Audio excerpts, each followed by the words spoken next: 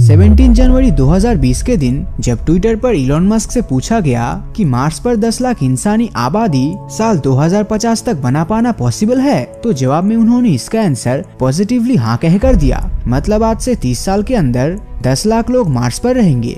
लेकिन क्या यह सच में संभव हो पाएगा? तो सच्चाई जानने के लिए हमें आज की टेक्नोलॉजी को ध्यान में रखकर रियलिस्टिक वे में पता लगाना होगा।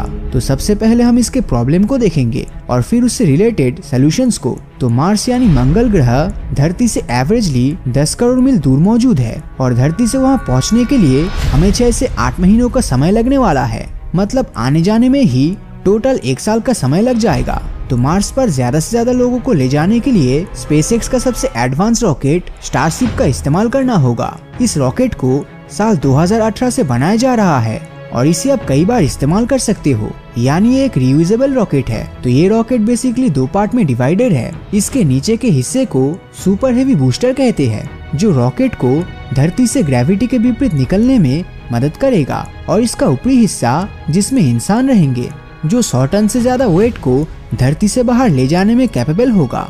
तो लॉन्चिंग के बाद रॉकेट के नीचे का हिस्सा मेन पार्ट से अलग हो जाएगा, क्योंकि पूरे रॉकेट को धरती से अंतरिक्ष तक पहुंचाने में ही नीचे के रॉकेट का सारा फ्यूल खत्म हो जाएगा और मार्स मिशन को कंटिन्यू करने के लिए स्टारशिप के साथ एक दूसरे रॉकेट को जोड़ देना होगा, जो मिशन को कंटिन्यू रख सके। ये तो हुआ पहला प्रॉब्लम।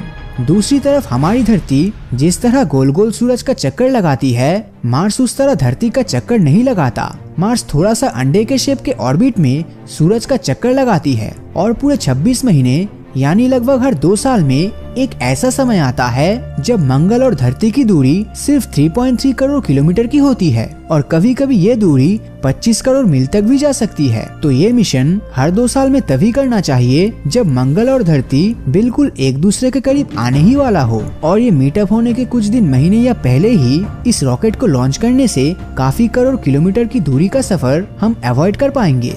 लेकिन अगर हम मंगल ग्रह तक पहुँच भी गए, फिर इसके बाद हमारे पास धरती पे वापस आने के लिए फ्यूल बचेगा ही नहीं। तो जो भी मार्स तक सबसे पहले पहुंचेगा, उन्हें पहुंचते ही वहां फ्यूल उत्पन्न करने की प्रक्रिया शुरू कर देनी होगी। जो रॉकेट इंसानों को मंगल में भेजेगा, उसके फ्यूल में मीथेन और लिक्विड ऑक्सीजन का इस्तेमाल किया जाता है। तो मार्स पर पहुंचने के बाद हमें वहां से मीथेन यानी CH4 जिसमें कार्बन और हाइड्रोजन रहता है, और वही दूसरी तरफ लिक्विड ऑक्सीजन के लिए जरूरी ऑक्सीजन, ये 3 चीजों को हमें उसी प्लेनेट पर बनाना होगा। लेकिन ये कर पाना मार्स जैसे प्लेनेट पर एक्चुअली पॉसिबल है, क्योंकि धरती की तरह मंगल ग्रह के दोनों पोल्स पर आज भी बर्फ जमा हुआ है, और वही दूसरी तरफ मंगल ग्रह के एटमॉस्फेयर पर भरपूर कार्बन डाइऑक्साइड मौजूद है। तो एटमॉस्फेयर से कार्बन और ऑक्सीजन, और वही दोनों पोल्स से H2O यानी पानी, तो CH4 का C कार्बन डाइऑक्साइड से मिल जाएगा, और वही हाइड्रोजन H2O के फॉर्म में रहता है। ये तो आप सब जानते ही है। अब बस एक कॉम्प्लेक्स प्रोसेस के थ्रू मीथेन और लिक्विड ऑक्सीजन को बनाना होगा। मगर इस कॉम्प्लेक्स केमिकल प्रोसेस को अंजाम देने के लिए हमें चाहिए होगा भरपूर मात्रा में एनर्जी। तो स्टारशिप के पूरे टैंक को फिल करने के लिए 16 गीगावाट आवर जितनी पावर की जरूरत होगी, जिसे मंगल पर रहकर ही बनाना पड़ेगा। मंगल पर सबसे शॉर्टकट रास्ते से जाने का मौका सिर्फ 26 महीने में एक बार ही मिलता है। तो अगर इन 26 महीने के अंदर हमें 16 गीगावाट आवर जितनी एनर्जी प्रोड्यूस करनी है, तो हमें constantly 1 megawatt electric power generate करनी होगी। और इतनी एनर्जी को अगर हम आज की तारीख में सोलर पैनल्स के थ्रू उत्पन्न करना चाहे, तो उसके लिए 10 बड़े फुटबॉल ग्राउंड जितनी एरिया में फैला हुआ सोलर पैनल्स इस्तेमाल करना होगा। तो कहा जा रहा है कि साल 2025 के अंदर पहला ह्यूमन मार्स मिशन होगा, और टारगेट है 2050 का। मतलब दोनों सालों के बीच का गैप 25 साल। कैलकुलेशन में आसानी के लिए 24 साल पकड़ लेते हैं, तो टोटल है 24 साल। और शॉर्टकट में मंगल ग्रह पे जाने का मौका हर 2 साल में एक बार ही मिलेगा, यानी 24 में से सिर्फ 12 बार ही हमें मंगल ग्रह पर शॉर्टकट के थ्रू जाना होगा। इलॉन मस्क ने हमें पहले भी हिंट दिया है कि हर एक अटेम्प्ट में वो एटलीस्ट 1000 रॉकेट्स मार्स पर भेजेंगे, और 10 लाख के फिगर को मैच करने के लिए रॉकेट पर कम से कम 100 इंसानों को सेंड किया जाएगा, यानी 1000 रॉकेट इंटू 100%, यानी टोटल 1 लाख लोग मार्स पर हर 2 साल के गैप में जाएंगे।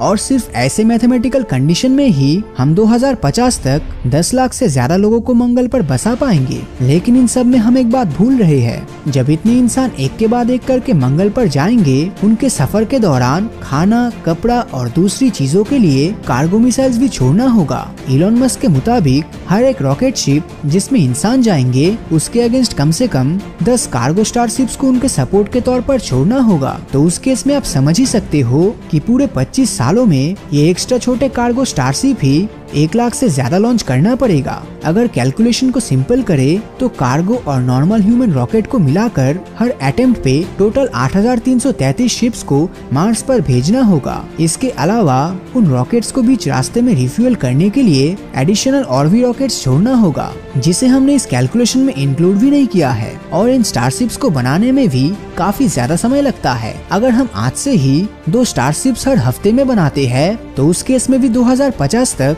सिर्फ 3000 स्टारशिप ही बना पाएंगे, जो हमारे जरूरत के आंकड़े से बहुत ही कम है। और इन सारे रॉकेट्स को बनाने में पैसा बिलियन में नहीं बल्कि ट्रिलियन में चाहिए होगा। तो अगर आज की टेक्नोलॉजी को ध्यान में रखकर सोचा जाए तो 1 लाख लोगों को 3.3 करोड़ माइल्स की दूरी सिर्फ 25 सालों में पूरा कर पाना काफी हद तक नामुमकिन लगता है। लेकिन अगर स्पेस टेक्नोलॉजी में कोई बहुत बड़ी चेंजेस और ग्रोथ आई तो सिर्फ उसी केस में हम 2050 तक मंगल पर इंसानी बस्तियां बसाने में कामयाब हो पाएंगे। और अगर टेक्नोलॉजी में कोई उतना बड़ा इनोवेशन नहीं हुआ तो उस केस में भी हम भविष्य में मार्स पर इंसानी बस्तियां जरूर बसा पाएंगे, मगर वो 2050 नहीं बल्कि उसमें 100-200 सालों का ज्यादा समय लगेगा। हो सकता है थोड़ा लेट हो, मगर होगा जरूर। तो जिन प्रॉब्लम्स का सलूशन हमें चाहिए होगा वो है मिसाइल बनाना, लेकिन बहुत ही कम कॉस्ट में। दूसरा, रॉकेट को बहुत ही जल्दी बनाना। तीसरा, बहुत ही कम समय में मंगल तक पहुंचना। ये 3 प्रॉब्लम्स अगर हम सॉल्व कर पाए तो 2050 तक मार्स पर इंसानी बस्तियां बसाने से हमें कोई नहीं रोक सकता। तो आपको क्या लगता है, क्या इलॉन मस्क 2050 से पहले स्पेस टेक्नोलॉजी में कोई ऐसा इनोवेशन करेंगे जिससे कि हम 2050 तक ही मंगल पर बस पाएंगे, या फिर इसमें अभी 100 सालों से भी ज्यादा समय लगने वाला है? इसके बारे में आपकी जो भी राय है नीचे कमेंट करके जरूर बताना। और अगर ये वीडियो आपको अच्छा लगा हो तो इस वीडियो को लाइक और अपने दोस्तों के साथ शेयर करना मत भूलना। और अगर अभी तक आपने हमारे चैनल को सब्सक्राइब नहीं किया है तो सब्सक्राइब करके नोटिफिकेशन बेल को ऑन कर दीजिए, क्योंकि मैं ऐसी वीडियोस हर हफ्ते लाता रहता हूँ। तो मिलता हूँ आपसे अगले वीडियो में, और हमेशा की तरह थैंक्स फॉर वॉचिंग।